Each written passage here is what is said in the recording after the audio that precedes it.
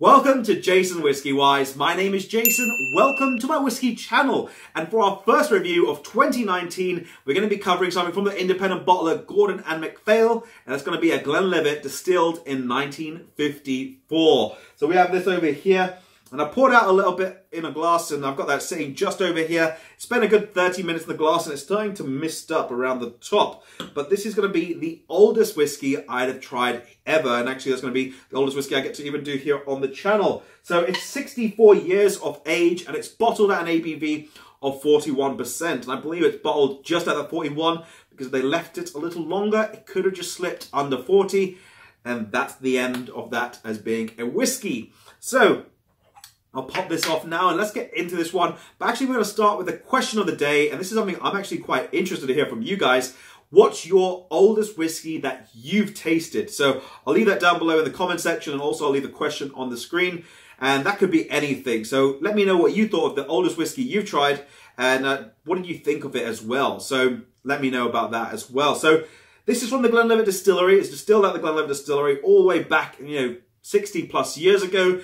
The price point on this whiskey is quite something. So the full-size bottle, which I'll put over there, is worth £9,950. It is a rather steep price tag, but it can also be something that is a collector's item because it is something that's limited to 222 bottles only. And once those are gone, that is the end of what I call whiskey history in a glass. So let's get into the actual tasting notes and get straight into the nose of this whiskey, into the nose.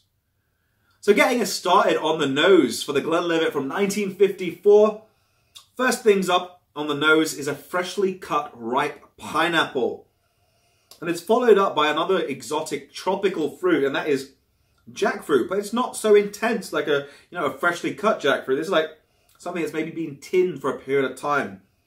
Then you get this waxy presence as it sort of overcomes the top like candle wax, freshly burnt candle wax. There's a faint hint of smoke as well in this one. And from behind that, you then get into this little bit of a toffeed apple. That's really nice where you get this sweetness accompanying that fruity character. Something I really didn't expect is those tropical fruity notes. And even that little wisp of smoke as well. But then after that, as soon as you pass these fruitier presences, you then get into that aged notes. First thing that comes to mind is like a damp sort of almost like a cardboard, as if you left it out in the rain and then you just sort of picked up the next morning. That sort of presence of a damp cardboard. Worn leather. There's a little bit of citrus coming as well. A little bit of like an orange, maybe orange marmalade. Figs, wax figs. And then there's a sort of an oaky, woody presence, like balsa wood, freshly cut balsa wood. But that's about it for the nose. Let's jump straight into the palate. I'm looking forward to this one, Slanger. The first impressions on the palate, and I kept it there for some time as it is a rather old whiskey, and you've got to just leave it there and just let all the flavors sort of come to life. It does have a nice full texture about it. You do get a little heat from that white peppery character, and it is rather silky as it begins out. However, as it starts to develop on the palate, you get these maltier notes, and it's almost like a sweet sort of sweet cereal, oat biscuits, even digestives, come to think of it. After that makes way though, it then develops on texture, in terms of texture, and it goes a little bit more richer, becomes waxier, and then it's joined by the slight oak character, which adds a slight hint of bitterness to it. And it's almost like that wisp of smoke that I smelt on the actual nose is now making its way onto the palate, and it's followed up by this like licorice note, and then it goes into a slight tannic note as well, a slight bitter note as well. So that's a bit of the, I think, the age of the cask coming through. But that's about it for the palate. Let's get into the finish, and fingers crossed we can see how that goes.